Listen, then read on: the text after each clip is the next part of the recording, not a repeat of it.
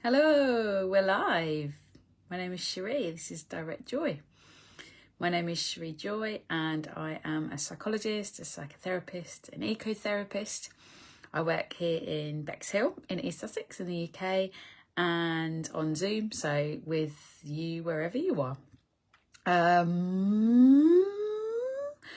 What are we talking about today? So, happy Equinox. Unless you are looking at this tomorrow on the replay or the next day on the replay or another time on YouTube on the replay. But today we're talking about harvest and the Equinox 2022. Welcome to you if you are live, and welcome to you if you're watching the replay too. Why are we talking about this today? What has this got to do with mental and emotional well-being?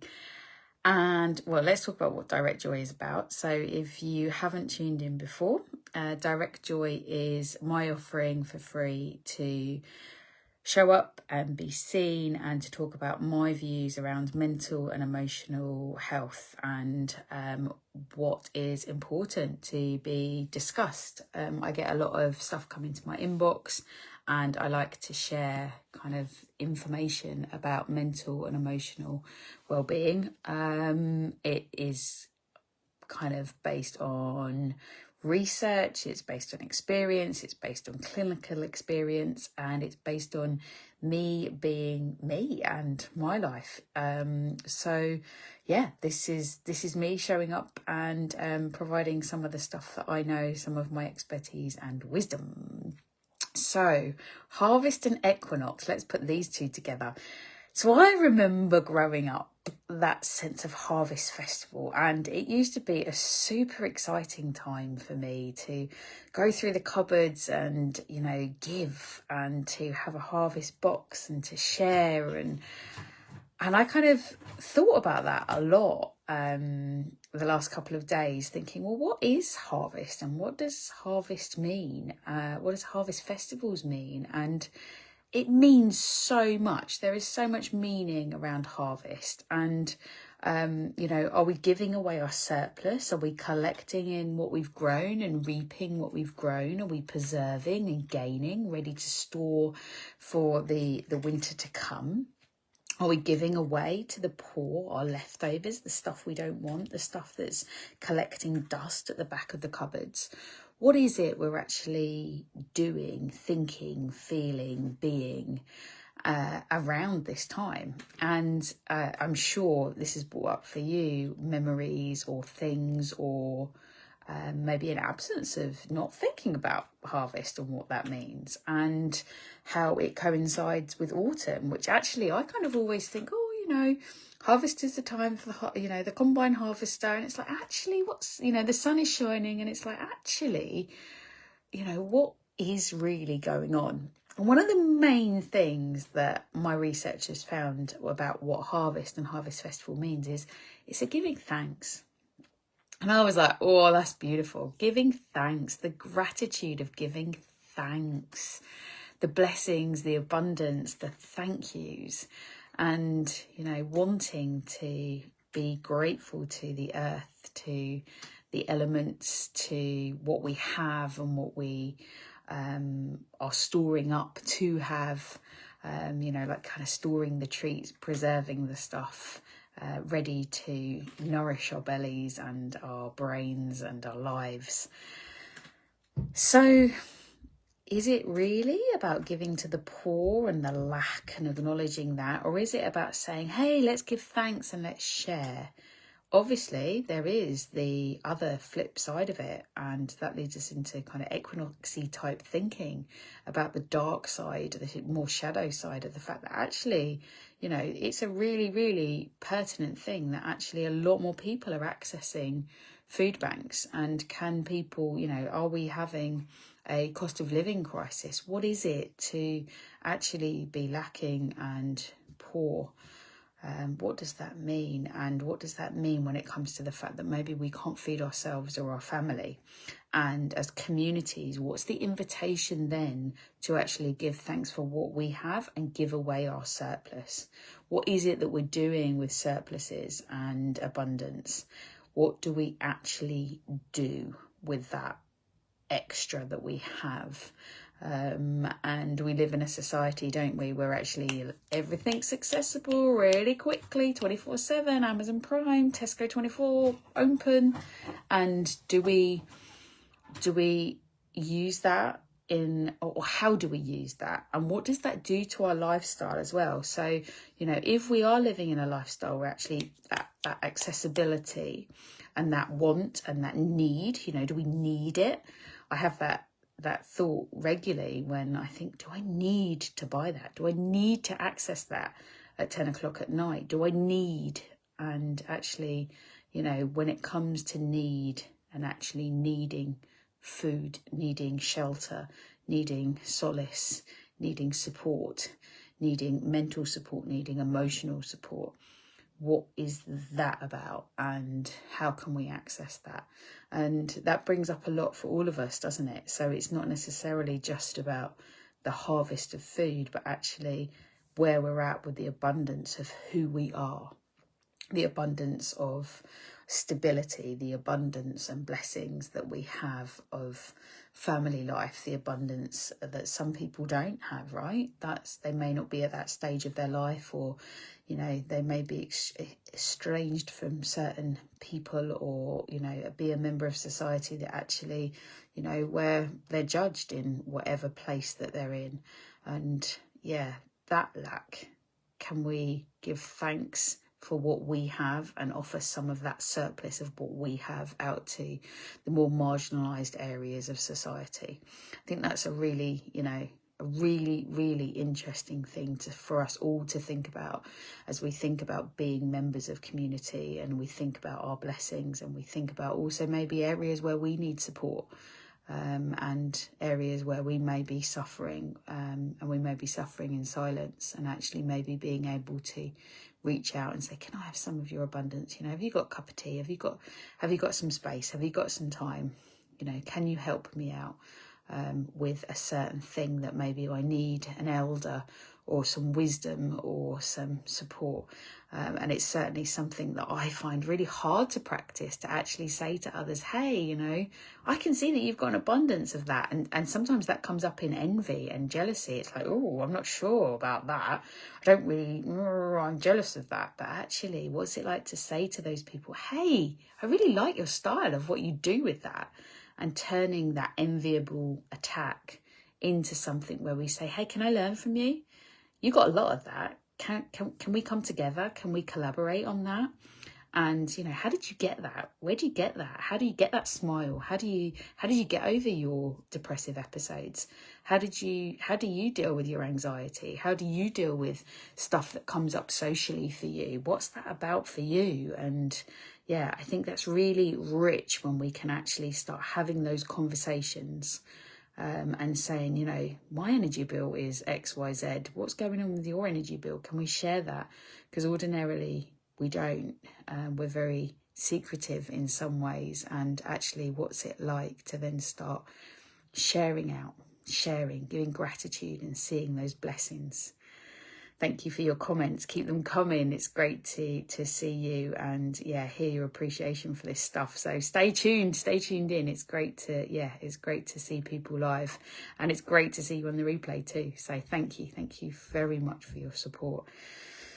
So how does this harvest stuff also link in with the equinox? Okay, because Harvest Festival is seen traditionally as kind of something that we do within a religious context or within a school context, or but actually it's got kind of some pagan roots as well, but also very much about farming, and also very much about what we have in our basic cupboards, in our larders, right? And I've seen that back to my kind of great grandparents' times of thinking about harvest, and certainly about farming time. So it has some different connotations for all of us, but how does that fit with the equinox, which is a time of actually something that happens? Okay, so it's a space and time time thing. It's today, September the 22nd, where the light and the dark are in equal balance on this day. So that's a kind of factual thing in that sense, but also it has spiritual meaning in the understanding of the fact of light and dark and what happens as we go into fall, into autumn, and what's happening with that light and dark. It also coincides with a new moon in Libra, which from a astrological point of view, should you choose to be interested in that, comes from balance. I won't go into too much detail of that, but I think it's really helpful to think about the fact of actually balance, the equinox, the balance of the light and the dark. And many understandings of the equinox is that it's a time of struggle. I don't like that. I don't like that commentary, because actually, if we think about the struggle between light and dark, well, if it's a struggle, we wouldn't have dawn, we wouldn't have dusk, we wouldn't have sunrises and sunsets, which to me don't look like a struggle. They look like beauty. And that is really the perspective change that I invite in all of the therapy work that I do, in all of the membership packages, in the circles that I work with, in communities, in everything I talk about. To be honest, I don't bore people, but I certainly get very enthused and passionate, and that's the fire in my belly, is to think about what's the shadow side and what's the light side, because the light shines brightly. You only need a tiny bit of light in the darkest of places, and that to me, I've said it time and time again on Direct Joy, that to me is where the light is for mental and emotional health, for physical health, for the unknown, for the uncertainties, for the anxiety, for the depression, any biatch that's getting you, right? And every single time, that is that tiny piece of light that we need, that we have. And part of one of the thing of the equinox is to think about gratitude practices. And to me, that's where the light is. That's where that chink of light is. What can we give gratitude for? What is it we can say, actually, do you know what? I really give thanks for that. When the chips are down, what can I give thanks for? What can I be grateful for? And it's very much like the harvest. It's very much like Harvest Festival. What have I got in abundance that I can say, yeah, come on, this is what I have in abundance. These are my blessings. And it's hard to do, right? You know, when you're getting up and you're going to work, or you're parenting, or you've got the struggles of, like I say, the cost of living crisis. Like, you know, this is seriously tough stuff on our mental health. This is the stuff that wakes us up at 3, 4, 2 in the morning and keeps us awake.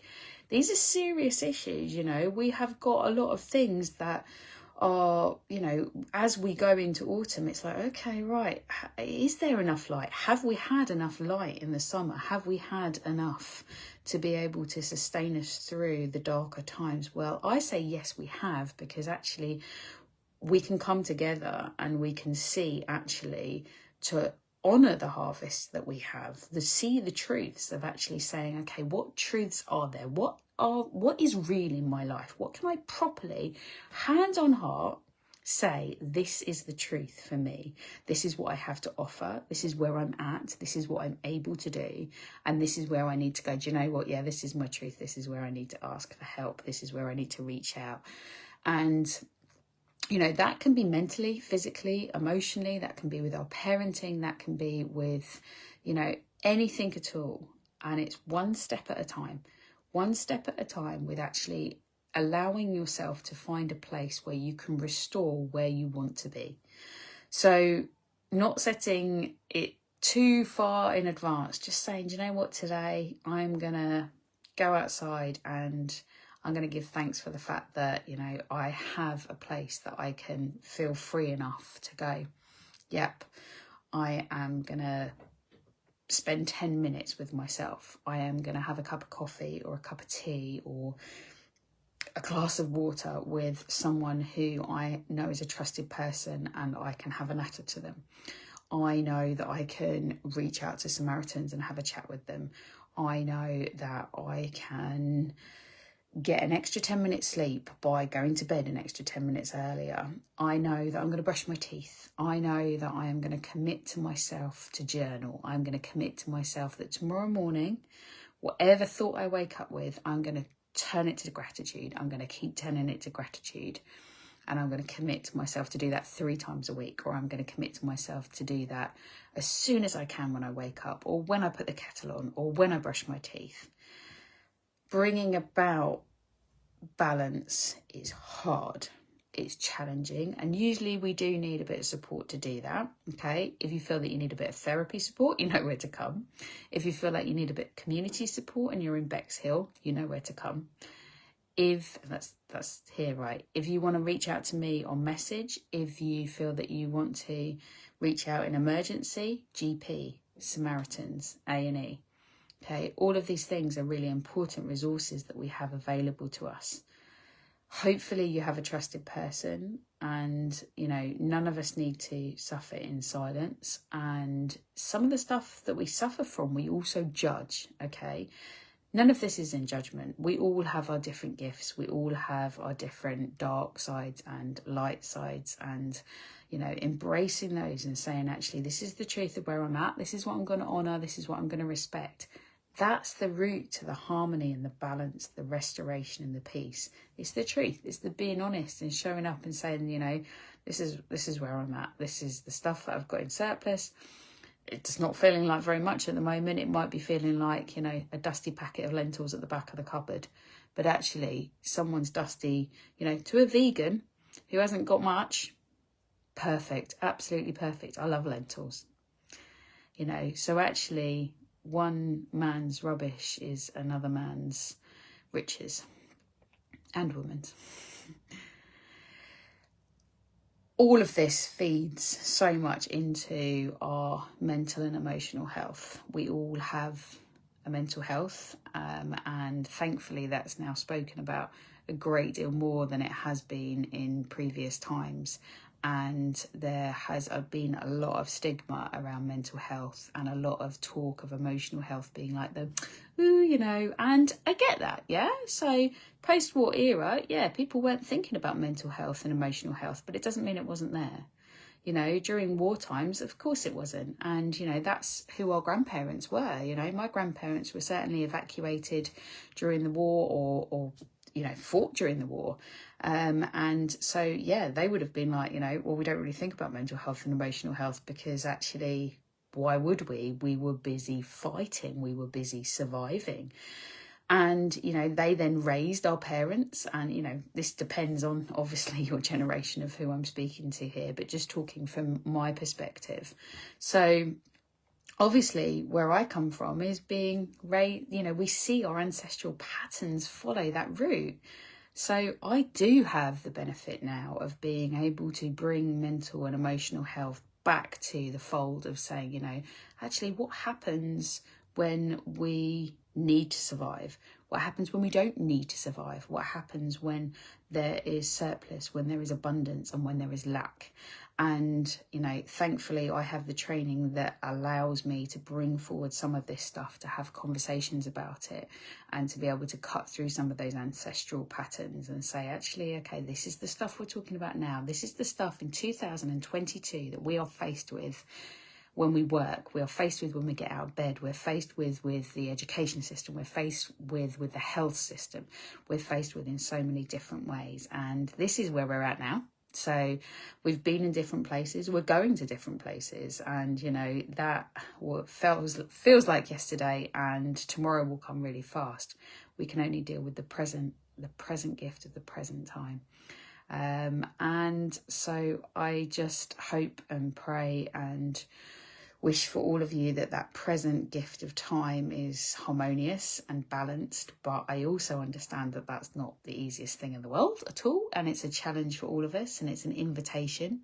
It doesn't have to be a demand. It is an invitation. But I think the more that we can think about the harvest, the more that we can think about the equinox, the surplus, the light, the dark, the stuff that we have that we can give, the stuff that we can have gratitude for. It allows us to then work together to actually think, okay, what does that person really need? And what do I really need? What do I want? What do they want? And how can we come together so that we solidify our mental and emotional health to actually find a place where we can say, actually, yeah, that person I'm identifying really does need some help. And that person over there is the person to help them out. I'm conscious that I've been talking for 20 minutes and so Direct Joy is designed to be a snippet really of what I think is helpful for us to hear about. My aim to go deeper is to have a Wise and Joy membership, which is very much in the pipeline for us to have space to actually, go deeper. So it is designed for those of us that maybe have done some therapy or haven't done some therapy but want to go a little bit deeper. So it's a kind of bridge. It's a bridge between Direct Joy and one-to-one therapy. It's much more accessible financially. It's going to be £66 a month.